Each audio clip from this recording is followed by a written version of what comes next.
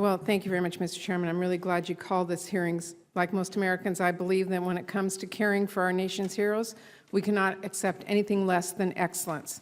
The government made a promise to the men and women who answered the call of duty, and one of the most important ways we uphold that is by making sure our veterans can access the health care they need and deserve. So while the Department generally offers very high-quality health care and does many things as well as or better than the private sector, I am very frustrated to be here once again talking about some deeply disturbing issues and allegations.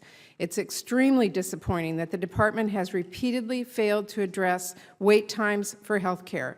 So I was encouraged when you announced a nationwide review of access to care, and I'm pleased that the President is sending one of his key advisors, Rob Neighbors, to assist in overseeing and evaluating that review. His perspective from outside the Department will make this review more credible and more effective. But announcing this review is just the first step. These recent allegations are not new issues. They are deep, system-wide problems, and they grow more concerning every day.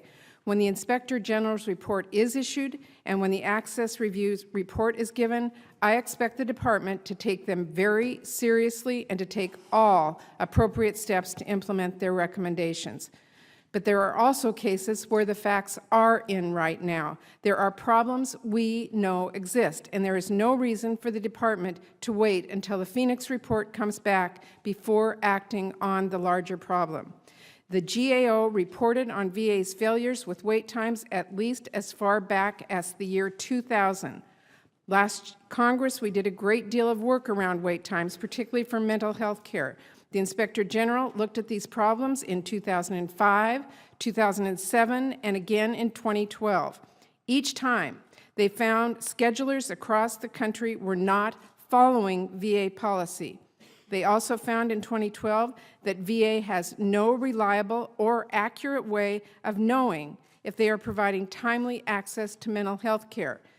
But now the IG recommendations are still open, and the Department still has not implemented legislation I authored to improve this situation.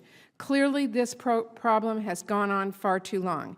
It is unfortunate that these leadership failures have dramatically shaken many veterans' confidence in this system.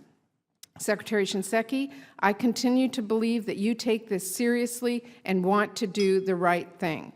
But we've come to the point where we need more than good intentions. What we need now is decisive action to restore veterans' confidence in the VA, to create a culture of transparency and accountability, and to change these system-wide, years-long problems. This needs to be a wake-up call for the Department. The lack of transparency and the lack of accountability is inexcusable and cannot continue on. The practices of intimidation and cover-ups has to change starting today. Giving bonuses to hospital directors for running a system that places priority on gaming the system and keeping their numbers down rather than provide care to veterans has to come to an end. But, Mr. Secretary, it can't end with just dealing with a few bad actors or putting a handful of your employees on leave. It has to go much further and lead to system-wide change. You must lead the Department to a place where we prioritize the care our veterans receive above everything else. The culture at the VA must allow people to admit where there are problems and ask for help from the hospital leadership, from the VISN leadership, or from you. This is the time to make real changes. Thank you, Mr. Chairman.